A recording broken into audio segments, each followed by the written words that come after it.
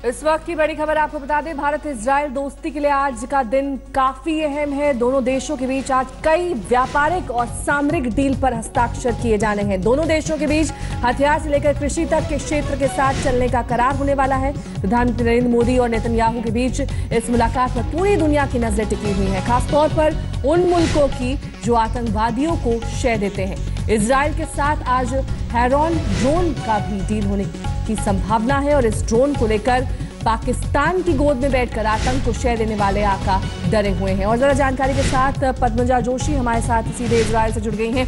पद्मजा, कितनी देर बाद प्रधानमंत्री की मुलाकात इजराइल के प्रधानमंत्री से होने वाली है और लगभग कितने समझौतों पर हस्ताक्षर आज हो सकते हैं?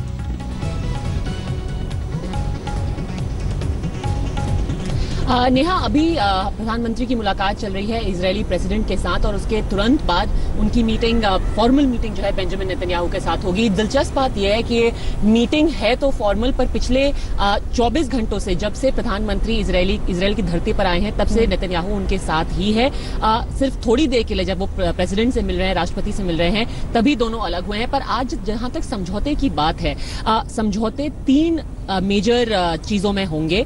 एक तो जो डिफेंस डील की बात की गई है, जो आर्म ड्रोन मिल रहा है इजराइल से भारत को, उसकी बहुत ज्यादा अहमियत है, क्योंकि इस ड्रोन का इस्तेमाल पहले नया किया जा चुका है। अमेरिका ने इस्तेमाल किया है आर्म ड्रोन्स का, इराक में इस्तेमाल किया है, सीरिया में इस्तेमाल किया है, अफगानिस्तान में इस्तेमाल किया है, और अब इजराइल ऐसे ही ड्रोन जैसे कि अमेरिका के पास हैं वो भारत को दे रहा है। तो पीओके में जो आतंकी कैंप है उनके खिलाफ इन ड्रोन्स का इस्तेमाल किया जा सका है। पर इस बार उस डील पर हस्ताक्षर शायद नहीं होंगे, उसको फाइनलाइज किया जाएगा। जो जरूरी डील्स इस बार हो रही हैं वो एग्रीकल्चर के इलाके में है। आपको बता दें कि सूखाग्रस्त इलाका था इजराइल, और उन्होंने डीसैलिनेशन यानी कि खारे पानी को स्वीट बना करके उसको खेती के लिए इस्तेमाल करने की एक तकनीक बनाई है। साथ ही साथ उन्होंने ड्रिप इरिगेशन यानी कि जो सूखे के इलाके में को ड्रिप इरिगेशन करके उसको कैसे ठीक करना है, कैसे उसको हरित बनाना है, वो भी तकनीक इजराइल ने बनाई है। तो ये सब तकनीकों के लिए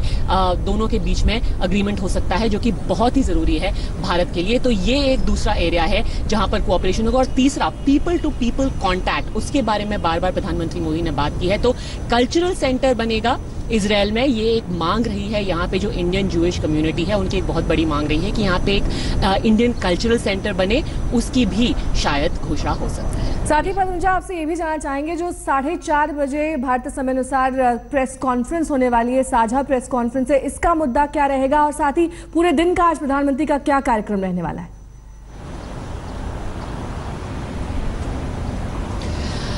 आज जो डील्स हैं उसके अलावा सबसे बड़ा आज इवेंट रहेगा। नेहा, आपको याद होगा जब भी प्रधानमंत्री बाहर कहीं जाते हैं उनका एक बहुत जरूरी एक जो उस ट्रिप का हिस्सा होता है कि भारतीय मूल के लोगों को, या तो जो भारतीय मूल के हैं या जो इंडियंस हैं जो विदेशी शहरों में रह रहे हैं, उनसे मुलाकात करने का। तो ऐसा ही एक इवेंट आज 9 बजे लोकल टाइम यानी कि भारत के समय के अनुसार करीब 10:30 बजे होगा।